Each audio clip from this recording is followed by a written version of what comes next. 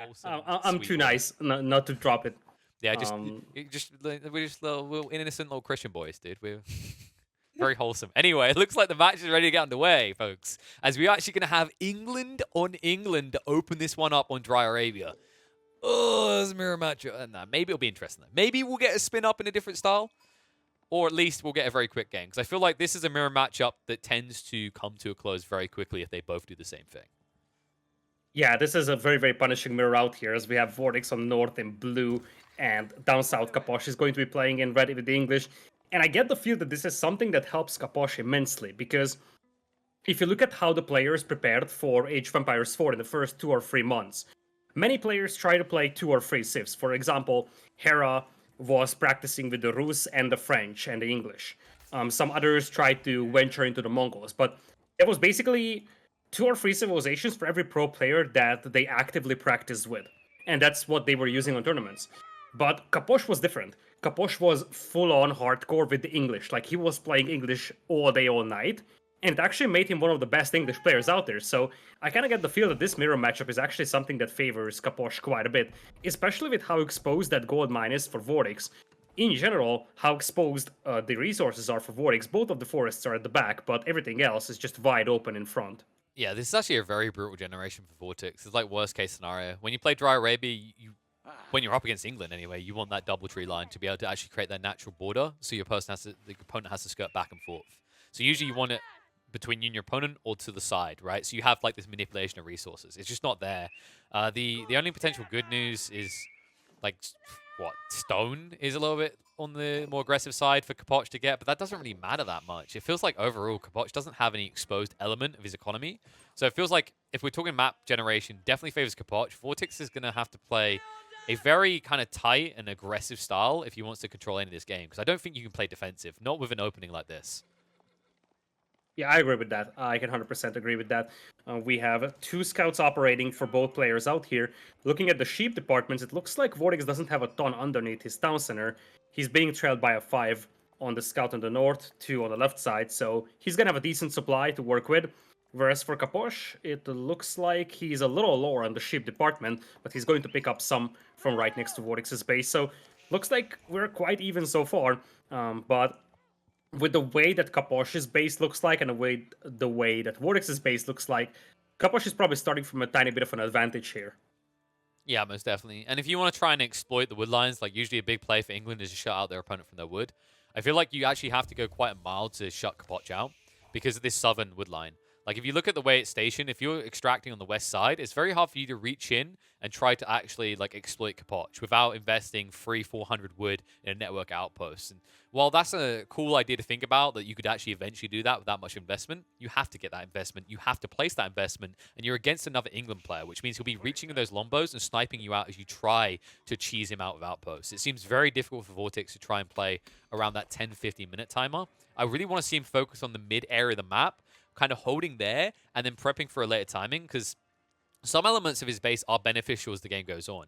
I think if you look at like the natural flow of double gold vein right next to each other, it can help him a little bit. But overall, the biggest issue he has, unless he can control around this central sacred site, there's just too much open ground to check, even against a static opponent like England.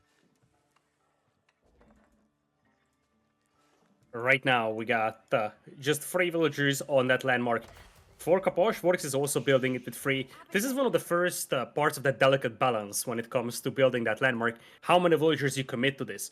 You commit to a lot, and you will get the feudal age a tiny bit faster. You will have your window to get some more longbows out, but it also means that you will be getting less resources. But I kind of get the feel that at this point, you don't want to rush this, because by the time you get to the opponent's base, he's going to have the longbows to defend, and he will just hold off your forces despite you having more longbows, because half of your longbows will still be walking through the map. Yeah, one kind of interesting thing actually to think about the way that these two players have to establish themselves in the first 10 minutes is that Vortix, although this wood line is crappy from a like active defense standpoint, it is very non-demanding, right, when it comes to defense. Because it should be very difficult for Capoch to reach in and attack these villages in a lot of scenarios without exposing himself. So you should have a fairly self-sustained wood line that doesn't need your protection. And the cool idea to think about if Capoch wants to get aggressive early is that he doesn't have this kind of stealthily sneaking point to drop an outpost, right? Like, it's open ground, which, yes, hurts Vortix's defenses, but it means that Capoch is very much going to struggle to get that initial outpost down because there's no way to hide it. Yep, indeed. Looking at the Capoch, he's just now popping out longbows, and you gotta wonder who's gonna play more aggressive over here. Looks like that is going to be Vortix.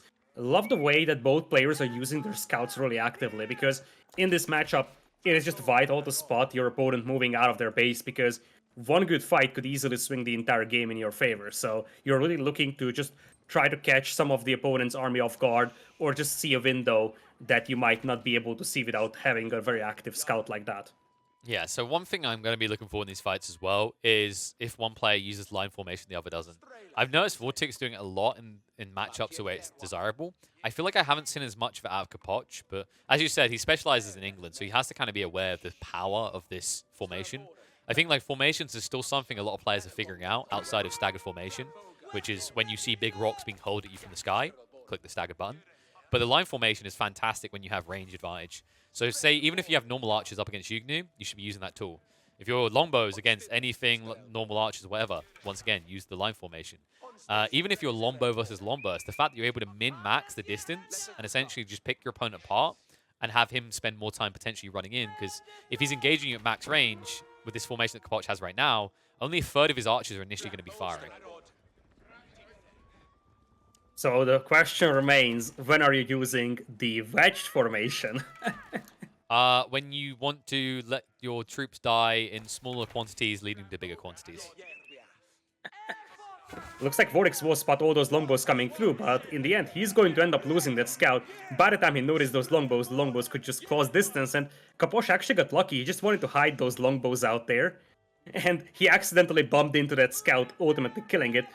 I'm not sure if Vortix has spotted that villager coming through, though, because that's gotta be the first big question. I would assume that Capoch will try to set up a forward position close to that stone mine out there, so that he has a nice staging ground for an attack.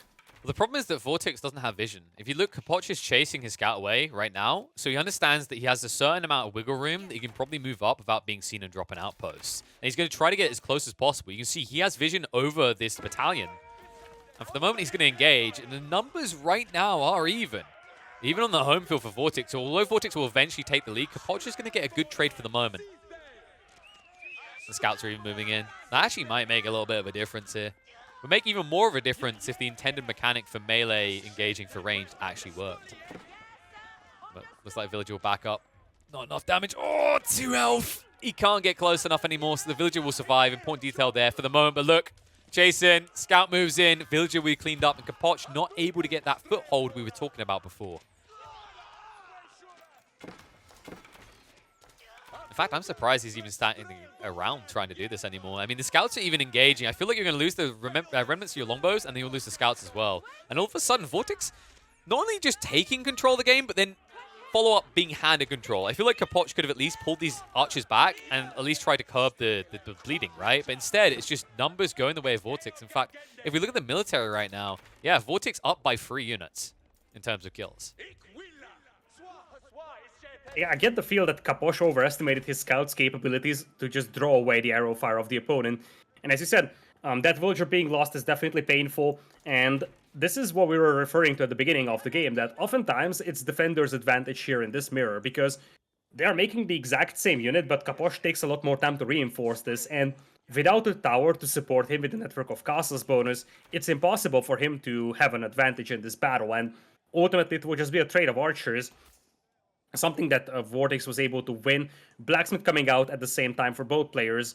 But at this point, Vortix has slightly better army numbers. It is at 13 for him. Actually, Capoch is up to 15, so he's going to renew this assault very soon. Yeah, and if you look, Vortix is actually giving himself wiggle room for castle. He's gathering on the gold still, right? Like, he's not actually letting up on that. And it's interesting as well, because from his perspective, because the gold is at the front of his base, he wants to bank this in case he does want to fall back to castle. Because if his opponent does aggress, because his gold line is at the front of his base, he won't be able to come back for it later, right? It'll be too risky. So he gets that out of the way now. He gives himself, like, a fallback plan in this mirror matchup while he's already making good trades. Capoch, on the other hand, doesn't really give himself the same wiggle room. In fact, when we look at the income, he's only now starting to get on the gold again. And it means if they do both just try to race to castle, Vortix should be slightly ahead.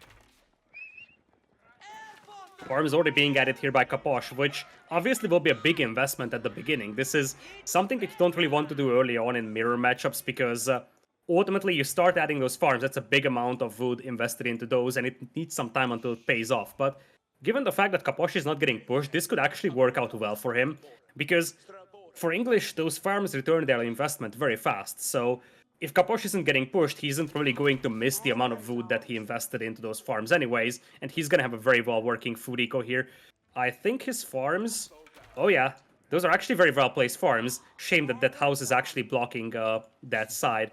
But yeah, it's actually a pretty nice arrangement of farms around there, and that should skyrocket his food eco soon. Is very pretty. But more importantly, the reason Capoch gets away with this is because he already knew that he still had more infantry than Vortix, right? Like the longbow count was higher.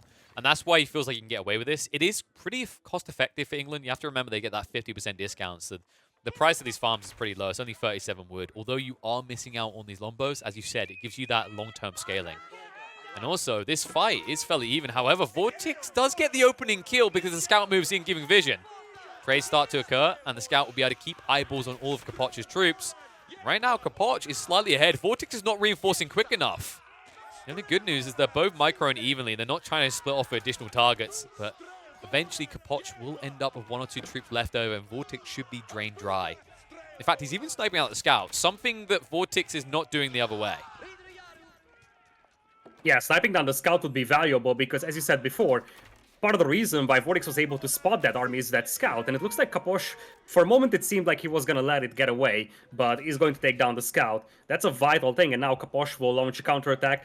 Does he have the mass, though? Because he's coming in with 10 longbows, and back at Vortix's base there is already 13. Capoch eating a volley with that scout, but he's apparently motivated to push this one. He knows that that gold mine is very exposed. Oh wow, sacrificed the scout quite freely.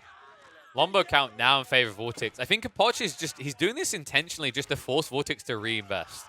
It seems really weird the way that Capoch is playing this, but it really is just a cannon fodder to win type strategy. Like if you think about it economically right now, one of them has already transitioned farms, the other one hasn't.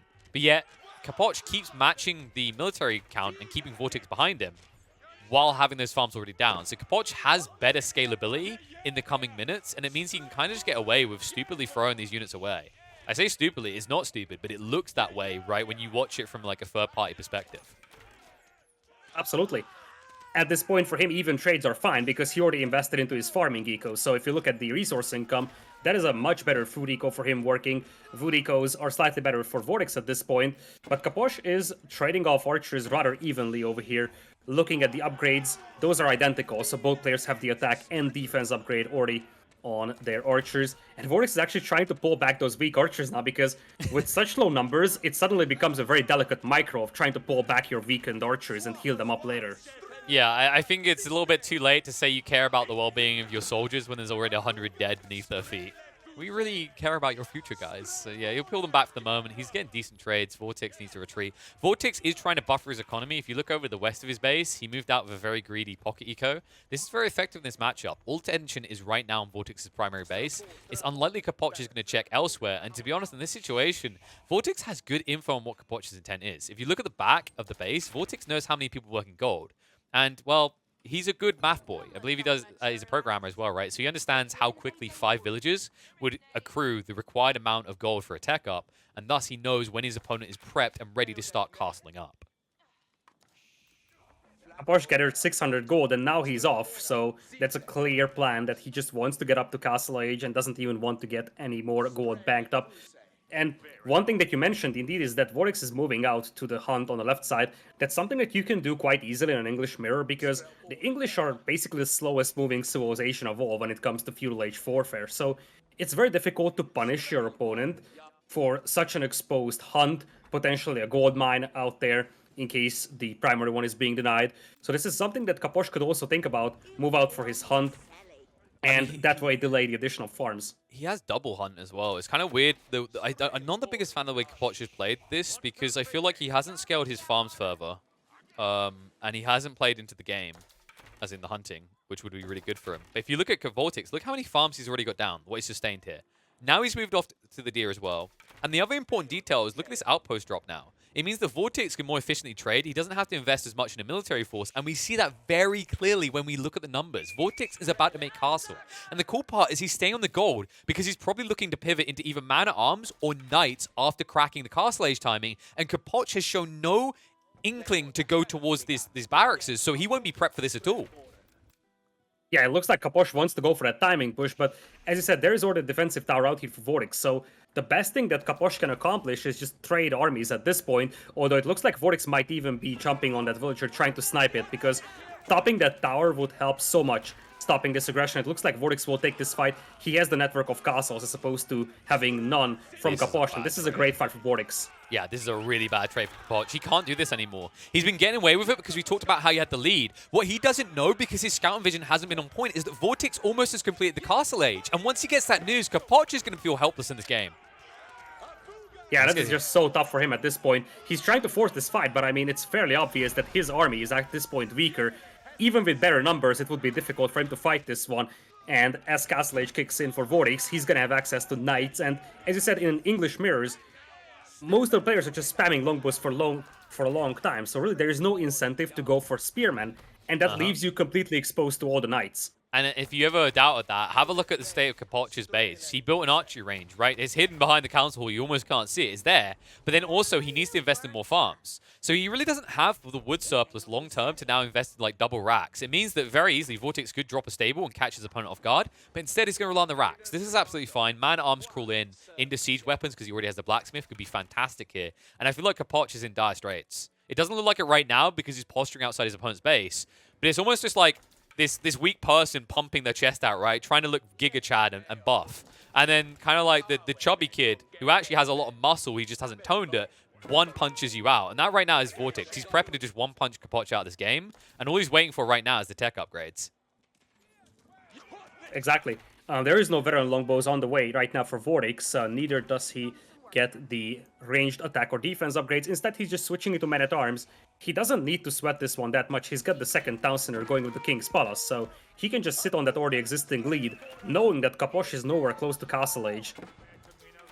Yeah, and I think the analogy also especially holds true when Vortix, because of this chill state, is getting fat and plump, right?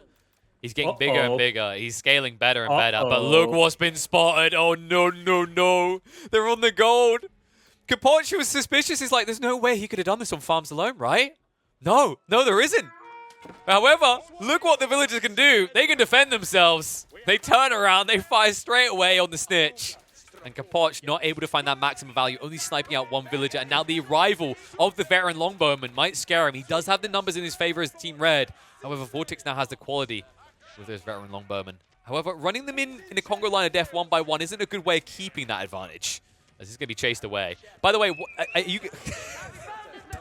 did you get the animation lock with the man-at-arms as well? Yeah, I saw it. I saw it. That's consistent. I get the feel that Vortix is in trouble. Look at the numbers for Capoch. Vortix has 15 army, and Capoch has 41. One thing that Vortix didn't have when hitting Castle Age was production, and he's getting the men-at-arms going. And this is where the Lancers would be a little more useful, because you would have mobility to try and help the right and the left side at the same time. But now you have the slow-moving men-at-arms, and suddenly you're cut off from all accessible gold. We've seen this in numerous occasions. It doesn't matter that you're in Castle Age if you don't have access to gold. And Capoch is just full in on that Feudal Age pressure, 45 army against 21. Will Vortix be able to come out ahead with his hover boot technology for the man-at-arms? Let's find out. It takes him so long to move around. It lets him levitate. It doesn't let him speed boost, though. Just that measly 1.12 movement speed. So much ground to close. And Capoch, he's starting to strangle him out. Villager is AFK. That's the one good news. Finally, we'll resume the build. If this goes down, you're in trouble as Vortix. Space is becoming the issue very quickly. Man-at-arms moving out. Not the best trade in this number, though, is the problem. However, Vortix running out of gold quickly. And yeah, he has got the marketplace down now. However, food and wood is quickly going to drop at this rate. If he gets exposed on this food front any longer, which he is, he's going to struggle to keep units out and be able to actually afford to trade for the gold he desperately now needs. Yeah, that's the problem for him. He wants to go for men-at-arms, but those are expensive, and it's not even the gold part that's very expensive. It's 20 gold apiece. The problem is the food, and half of the farming eco is just idle at this point. On the right side, you're also going to have those farms being harassed, and Capoch is sort of just starving his opponent out at this point as the longbows move in on those lumberjacks. That is an absolute smorgasbord of slaughter. Oh no, Vortix doesn't even realize you finally dragged them back. But even if they survive, look how many of your villagers are now not working. So many are just waddling around, cluelessly doing nothing. Almost 40 villagers not gathering. And this gets harder because that tree line is now depleting. Where do you go here? To Risky Town, right? Out into this area of influence where Capoch now controls you. You can't go to the south either. He already has troops patrolling there as well. Vortix, I mean, you know, it's the future. Territory is becoming a problem. You know, where do we build new housing? Where do we let people live? Vortix says the only place my people can live is 6 feet under. Capoch currently sitting at 58 army against 29 of his opponent, and you see the resource bank is just dry right now for Vortix. He's struggling to access food, he's struggling to access gold. He's got a ton of wood simply because that is the only resource that he can access right now, but as you said, he's chopping down that final forest that is safe, and from this point on, Capoch has all the tools he needs to just deny all those key resources out there, and really all that Capoch needs is Castle Age himself. If he can get a couple of crossbows out here, he's gonna take this game. I don't think he needs Castle Age, actually. Like, it's kind of wacky. The amount of longbows he has, I don't think the man-at-arms are good enough. He could just opt to build battering rams to go in, right? Like, this could be just one of those feudal beats castle situations, whereas if you go castle, you might give room for Vortix to come back, build enough man-at-arms. So we'll see what way he wants to go. It is like kind of a risky teeter-totter. Because even though it takes a million shots and these man-at-arms seemingly become hedgehogs with the amount of arrows in them, they are eventually dying. Chase out. Man-at-arms starting to look a little bit scary. Capoch is going to stand and fire upon them, but you see how many volleys it takes just to get rid of one man-at-arms. And the difference to the longbows, you need to engage them, but this many man-at-arms can start to clap you down quickly. And more of them are coming in as well. That's problematic. Even with the garrisoned outpost, it seems that Vortix doesn't care. He's committed to this. Villagers moving out to try and burn down the outpost. Cost-effective in this situation because he has 2 TCs. Man-at-arms now starting to be zerged on top of by the longbows, but this is starting to turn. I feel like Capoch is slowly but surely losing this fight. He doesn't know what to fire on. Is it the villagers? Is it the archers? Is it the man-at-arms? Whatever it is, it's not good enough. And it means the MAA count is increasing. And all of a sudden, Capoch is starting to lose control of this game. Absolutely, bro. Look at the amount of dead bodies for those longbows. Because really, as you said, once you have the critical mass of men-at-arms, you can just overrun those longbows. That big ball of longbows was so scary, but as you said, the villagers being pulled, they also draw away some fire. They burn down the towers themselves so the men-at-arms could just keep killing those longbows. And suddenly Capoch went from like 70 army to 38. And look where of course... Did you see what the damage is, though? I was going to say, look at the numbers for Capoch. He was trying to hoard. This is where it went wrong. Maybe if he keeps doubling down this feudal, you can see it working. But it's almost like he's trying to have his cake and eat it, right? He's like, I will now take up. Yeah, but you need to keep pressing. You're not killing anymore. You're keeping Vortix boxed in, but you stopped killing like a minute and a half ago. And that's the result. Like, I think we were both surprised by how many man-at-arms suddenly just appeared on our screen in the middle of that fight. That was absurd from Vortix, just suddenly getting access to the gold, courtesy of that market he placed down so much quicker than Capoch did.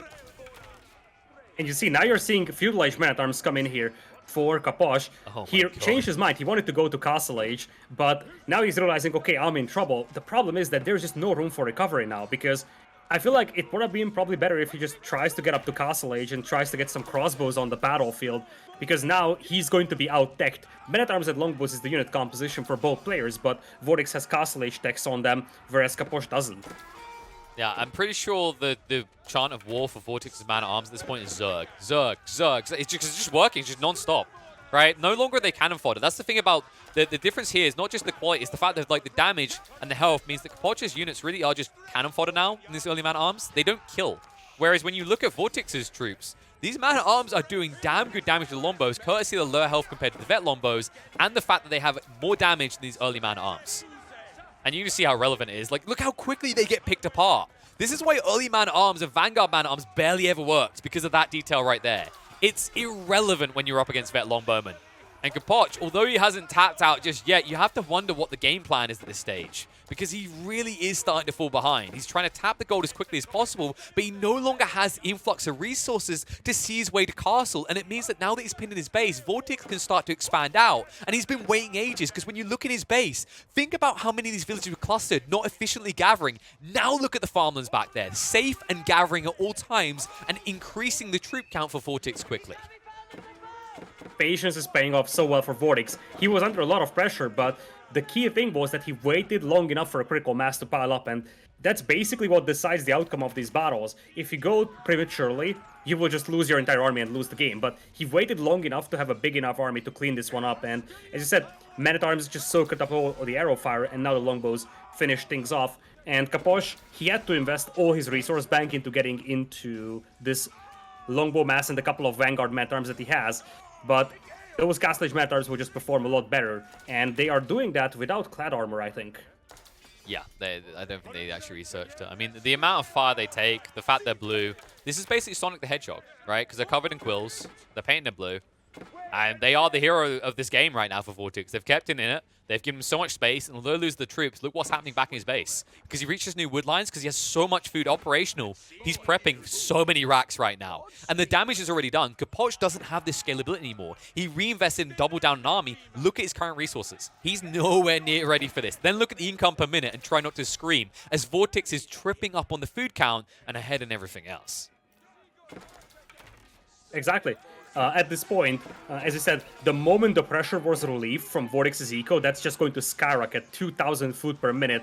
That is just a gigantic influx of food, allowing him to keep spamming men-at-arms. And as much as Capoch was able to sort of just grind down the opponent's army and just build on the fact that he had that temporary eco lead to the farms, now Vortix is doing the same thing. He's just taking fights continuously, non-stop, just so that he depletes Capoch's army and forces him to invest into army again.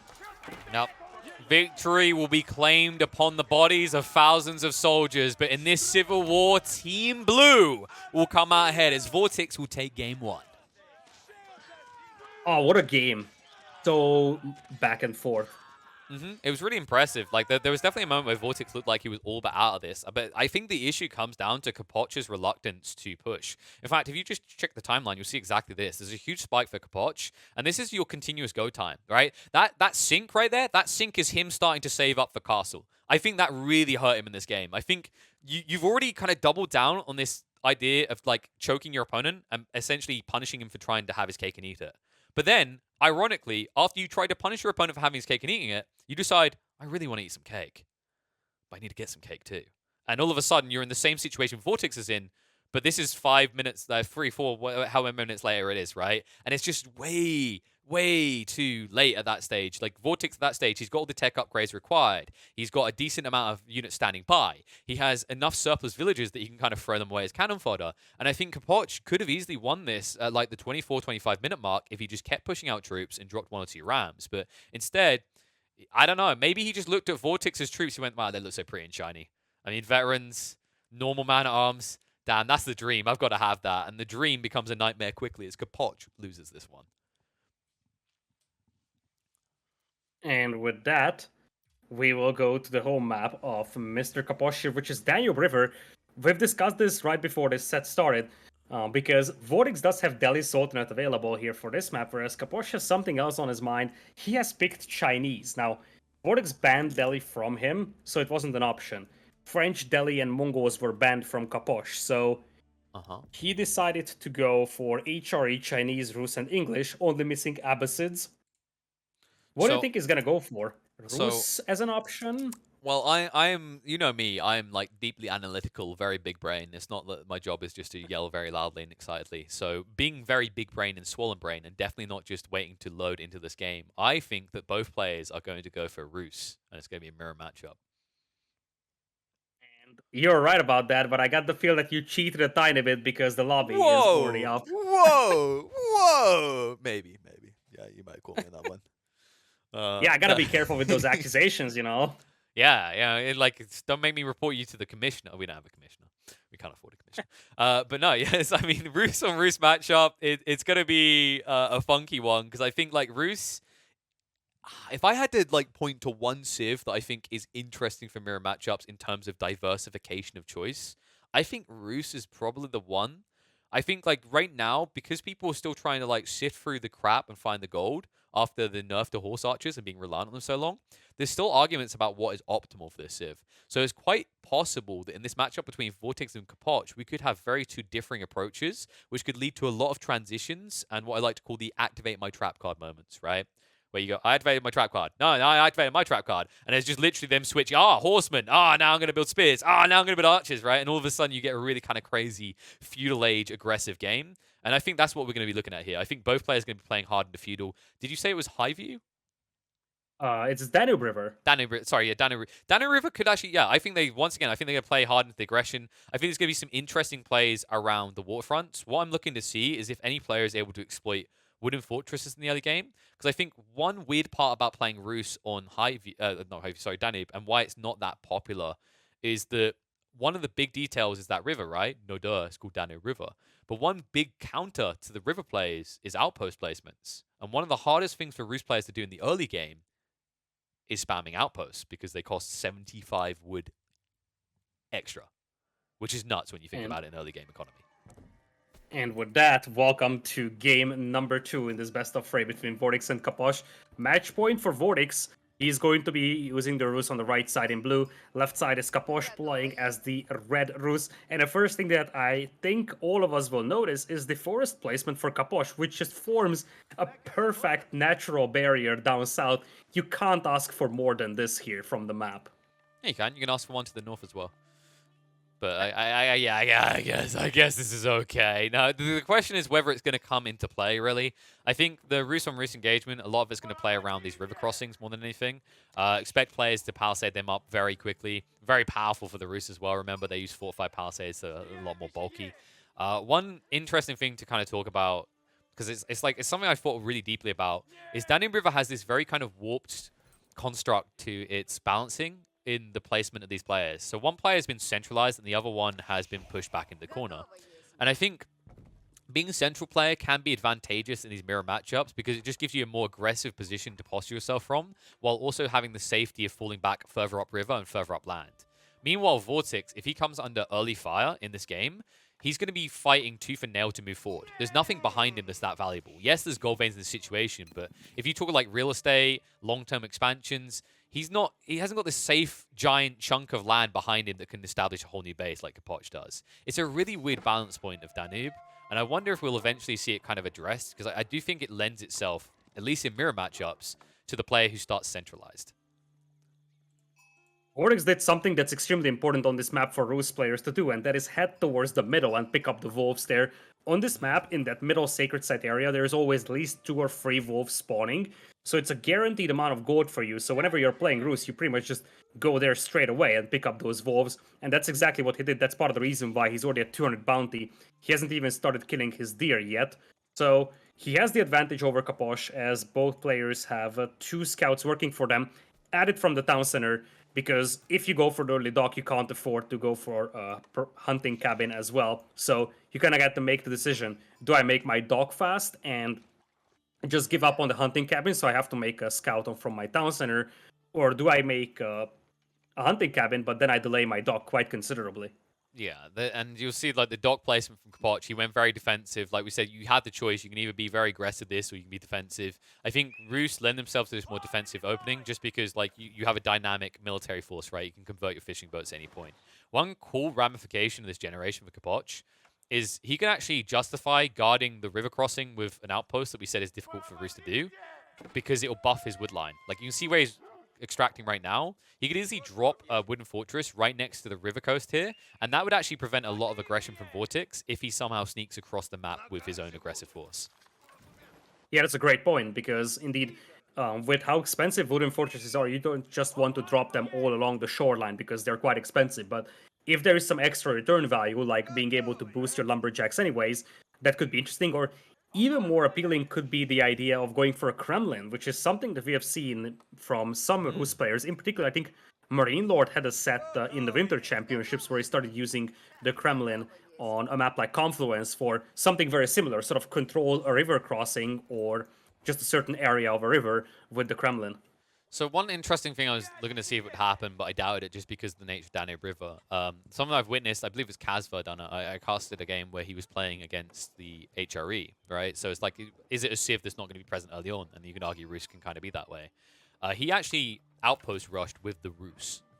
and it looked disgusting. I think that's when the Kremlin is very spicy, is when you move in, drop an initial wooden fortress near your opponent's base, and then you build a Kremlin off the back of it.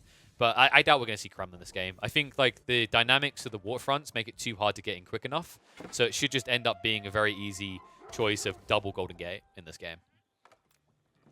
Vortix picks up 3 more wolves at the bottom, and at this point he has to be very happy with that bounty that he's collected.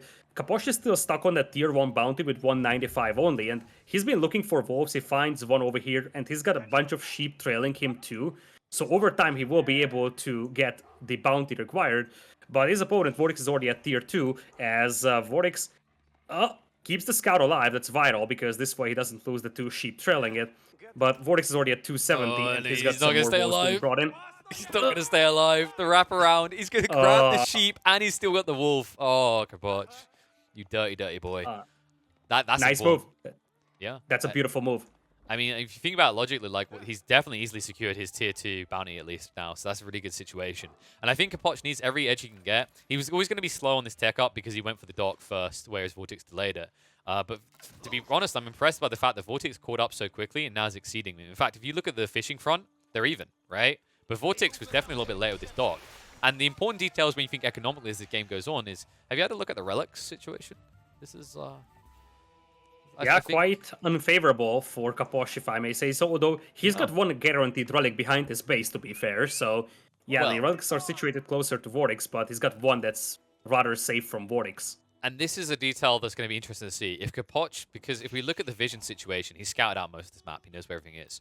Will he play into, if we talk Castle Age time, will he go into the Abbey of Trinity, or will he just accept that it's unlikely he's getting relics and go for the High Trade House? I personally think High Trade House, just because of these tree lines. He can get double whammy value, right? Because he's got these 3 clustered tree lines. And that would equal out to at least 2, maybe 3 of these relics, which is just better than gambling on running across map. Because remember, although Old Man is on horse, Old Man's horse is also old, because when he picks up a heavy relic, he limps around a very slow movement speed. So trying to run this far out to gather up these relics is going to be pretty counterintuitive for Capoch in this game, whereas for Vortix, it's going to be very desirable.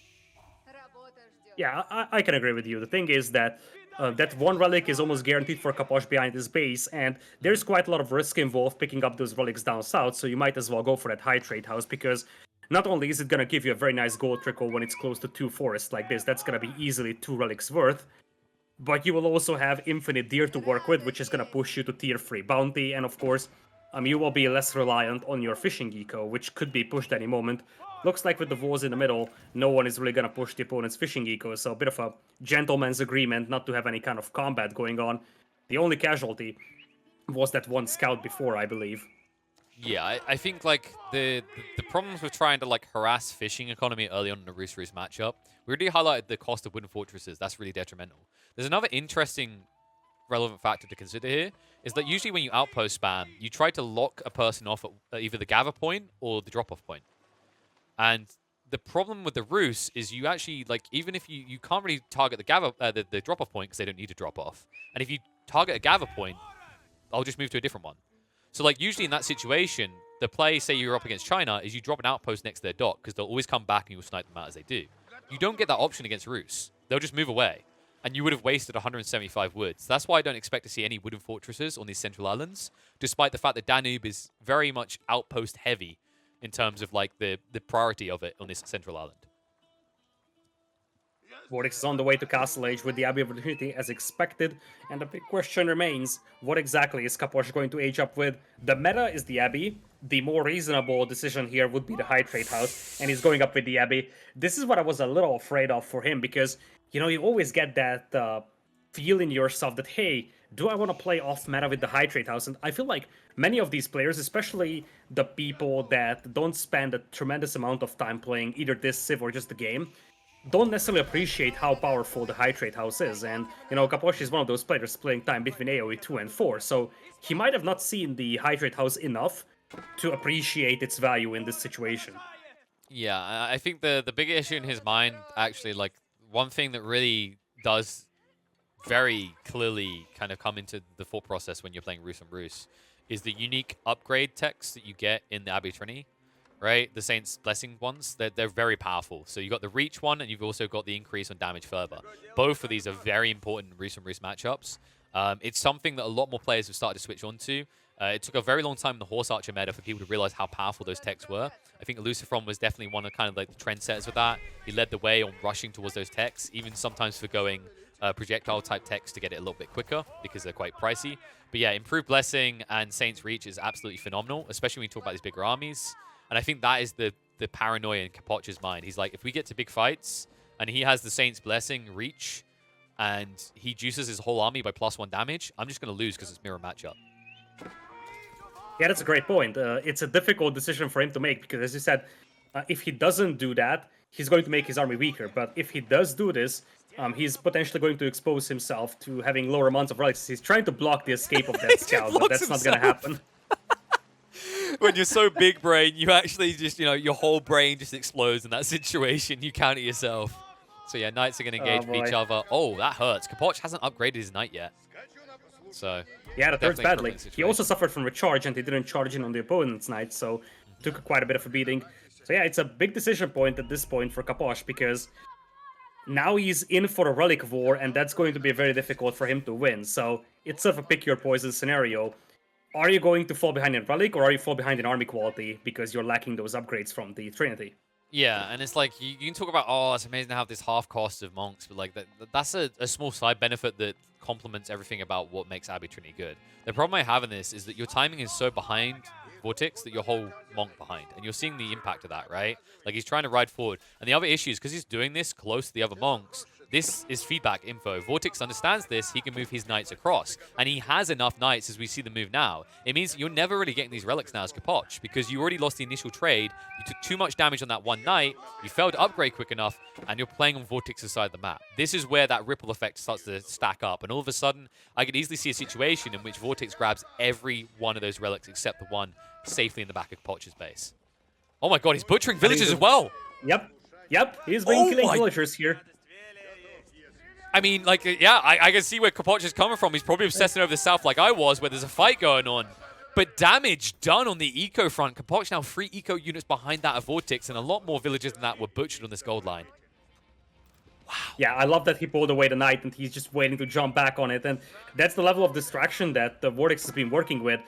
Not only is he going to have 2 relics already in, he has killed quite a lot of villagers, so he has a nice eco lead as well. And as you said, it's just things piling up over time. There is relic number 3 being captured by Vortix, and he's about to get the 4th one for himself. Like, at this stage, you gotta wonder if Capoch will even be able to pick that relic up to the north of his base, because that's potentially just as exposed as the others are at this point. Wow, I was just watching that MVP Knight. That MVP Knight actually auto-attack engaged without vision. If it wasn't for that, Capoch would have missed it, and Vortix could have snuck him in again. But yeah, absolutely what you're saying. Like, it's a case of, like, the relic starvation. You're now 400 passive gold behind Vortix. You can fix that by getting 1 relic, but it still doesn't fix the overlying issue. And it means that gold scaling is going to allow him to easily just try to play into more knights, or you could even think about boom ships on the waterfront, and you won't be able to actually match that count. And then we have to start thinking about the finite gold, right? The actual ones you have to extract. In a situation where you're also already behind a villager count, where is your gold? Well, your gold is 40 your base, very quickly. In no man's land, past the choke points that we talked about, where Vortix will attack you with knights. Is my tone starting to set in just how depressing of a situation this is for Capoch? Yeah, it's really absolutely. Your tone just set the mood so much for this one. Now I'm also depressed myself. It's just like piece by piece I say it, and it's a little bit quieter. It's a little bit worse. And now they're going to fight. Saint's Blessing is at least there for Capoch. Reinforcements coming in, but Vortix is going to hold strong here in this fight. Capoch does have the tech lead, but he needs more than this. And this Lodger fishing ship is not a boom ship. I think he was trying to fake out his opponent, but he doesn't fall for it. Instead, Vortix overwhelms Capoch, and Capoch has to run away. He out-micros him, he out-stacks him, and now he's going to outrun him. He chases him down. Problematic situation for Capoch there. Thought he had the lead for just a moment, and then quickly got put in his place by Vortix. And as you said, he tried to fake it out, and I wonder if Capoch would have actually converted that to a demo given the opportunity. I think he was low on resources as well. But even with the Saint's Blessing, he wasn't able to just match the numbers of the opponent, because now it comes down to that numbers game. Because Vortix, even without the Saint's Blessing, he's just outnumbering his opponent. There is 4 relics for him, and also about to have 2 sacred sites, so one of those will be taken away soon. But Vortix doesn't care, because he would just send his entire army to that otherwise very exposed gold mine, and that could be the final nail in the coffin for Capoch. Yeah, that's hunting season. And the problem is, even if you convert that boom ship, it takes 20 seconds. That fight was going to be over in 20 seconds either way, right? So it's just frustrating. And now Vortix, he says it's raiding time. We're going to put on Mongol caps. We're going to replay the campaign, but this time, I am not the one being raided. Instead, you can play Rus as you are, and I will take up the role of the Khanate and rush straight into your economy, and nowhere to run and hide. These villages will dodge out just in time. Had Vortix kept chasing, that would have been a big hit into the count, but it already is. If you look at it right now, 8 behind that of Vortix's eco, and starting to quickly lose control of this game. And Vortix could have done even more damage if he went towards the gold miners. There was 18 villagers exposed there, but he never really sent a single knight that way. But obviously doesn't need to risk anything. He's just, for now, crossing the river once again. He's got to be careful with demolition ships creeping nearby, but it looks like there is none of them. So, despite the fact that Capoch is pulling his forces back, now Capoch is just severely outgunned when it comes to army, and also the resource income is just way better for Vortix to reinforce that army with. I think maybe the Rus people are just confused. They're like, ah, look! Look, wife! The army has come home from their raids abroad. They're wearing blue because, I don't know, oh wait, they're enemies. There's a lot of them. They're coming as well. And one knight scares him away. Capoch, he can't give up the gold gathering at any stage. He's still behind the knight count. As the foreign forces arrive home, they have got not a very nice welcome for the civilians of Capoch's home. Charge in. This is not good. Not good at all for Capoch. He's outnumbered, outmassed, and outblessed. The Saint's Blessing is there for one side, and it is not Team Red. Capoch is looking pretty wonky. That donkey might get put down soon. He can't hold it all. He is in a really tough spot. He's just going to run out of gold at this point because Vortix has so much passive gold income that he can reinforce his army without mining gold. But Capoch is so reliant on that gold income. Also the food income to a certain extent. And at this point, he's just running out of resources to spend on those knights. Vortix will disengage, but he's just building that lead up more and more. And it's starting to pile up on top of Capoch's head. Yeah, and it comes back to this split, right? Like, all these knights you now see in Capoch's base, they weren't just built. They don't build that fast. They were the Foreign Legion themselves. They were off getting the sacred site, right? And that's the tip-off that Vortix got. When he saw that there wasn't just a monk, but there was like 6 or 7 of these knights down there, it thumbs him up to go in, and he goes in again. The Blessing is looking a little bit better for Vortix in the situation. Although Capoch has more damage on individual units, he's not prioritizing on the micro, and it means he's losing his army at double the speed. Moving around from the fishing boats, but it's just, again, a fake-out. There's no intent from Capoch. He's already tried this threat before. It failed there, and it's going to fail again. And this just looks helpless at this stage. Capoch has no way in. The double fake out, both a failure. And as a result, his attempt to play Rus will also fail. Vortix will take a clean sweep 2-0.